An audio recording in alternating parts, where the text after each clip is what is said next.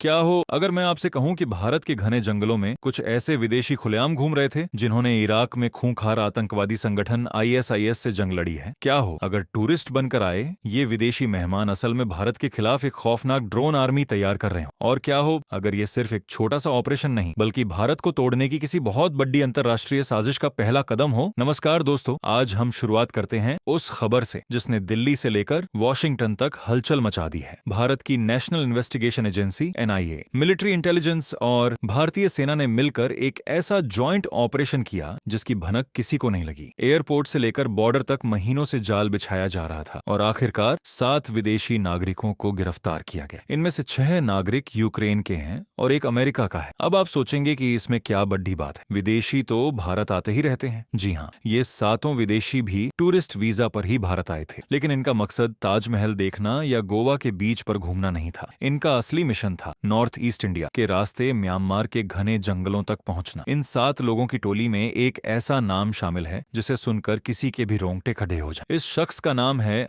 Matthew van Dyke. Matthew कोई आम अमेरिकी नागरिक नहीं है। ये वो इंसान है जो लीबिया में तानाशाह गद्दाफी के खिलाफ हथियार उठा चुका है, सीरिया में विद्रोहियों के साथ कंधे से कंधा मिलाकर काम कर चुका है, इराक में जाकर इसने सीधे आईएसआईएस के खिलाफ लड़ाई लड़ी है और हाल ही में यूक्रेन में इसने ड्रोन वॉर की बाकायदा ट्रेनिंग दी है। सुरक्षा विशेषज्ञ ऐसे लोगों को मोबाइल वॉर मशीन कहते हैं। अब खुद से ये सवाल पूछिए, दुनिया भर के युद्ध के मैदानों में बारूद से खेलने वाला ये अमेरिकी लड़ाका और 6 यूक्रेनी एक्सपर्ट्स भारत और म्यांमार के जंगलों में क्या कर रहे थे? जांच एजेंसियों के खुलासे ने पूरे देश को चौंका दिया है। ये विदेशी एक्सपर्ट्स वहां के उग्रवादी संगठनों और आतंकियों से संपर्क साध रहे थे। इनका काम था उग्रवादियों को हाईटेक ड्रोन हमलों की ट्रेनिंग देना। इनका मोड्स ऑपरेंडी, काम करने का तरीका समझिए। सूत्रों के मुताबिक ये नेटवर्क यूरोप से खतरनाक ड्रोन और उसके पार्ट्स मंगवाता था। उन ड्रोन्स को भारत के रास्ते ट्रांजिट कॉरिडोर बनाकर म्यांमार भेजा जा रहा था। इनका मकसद इस पूरे क्षेत्र में अस्थिरता और अशांति फैलाना था। अगर हमारी भारतीय सेना और एनआईए ने सही वक्त पर इन्हें नहीं दबोचा होता तो बॉर्डर इलाकों में ड्रोन अटैक सिर्फ एक शुरुआत होती। आज के दौर में युद्ध बंदूकों से नहीं बल्कि ड्रोन और डेटा से लड़े जा रहे हैं और ये विदेशी लड़ाके हमारे ही पड़ोस में आतंकियों की एक ड्रोन आर्मी खड्डी कर रहे थे। अब आते हैं उस सबसे बड़े सवाल पर जो इस पूरी घटना को एक नया और खतरनाक एंगल देता है। एक अमेरिकी वॉर ऑपरेटिव और 6 यूक्रेनी नागरिक भारत में क्या कर रहे थे? क्या ये सिर्फ एक प्राइवेट मिशन था या इसके पीछे कुछ देशों की खुफिया एजेंसियों का हाथ है? इसी बीच एक पुराना दावा अचानक से सुर्खियों में आ गया है। आपको याद होगा, हाल ही में बांग्लादेश की पूर्व प्रधानमंत्री शेख हसीना ने एक बेहद सनसनीखेज बयान दिया था। उन्होंने दावा किया था कि इस क्षेत्र में भारत बांग्लादेश और म्यांमार के बॉर्डर इलाकों को काटकर एक नया ईसाई देश बनाने की गहरी साजिश रची जा रही है। जब शेख हसीना ने ये बात कही थी तब बहुत से लोगों ने इसे सिर्फ एक राजनीतिक बयान मानकर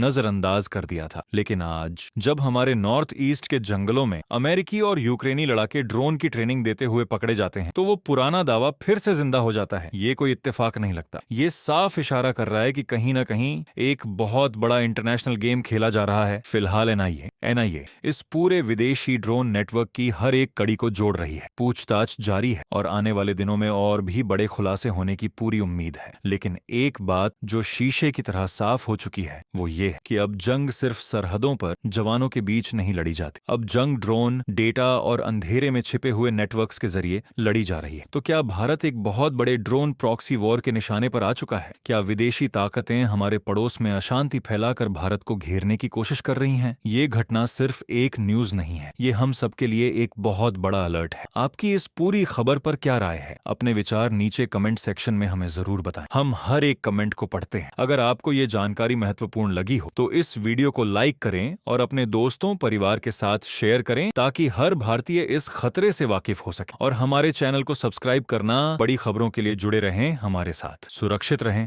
सतर्क रहें। जय हिंद।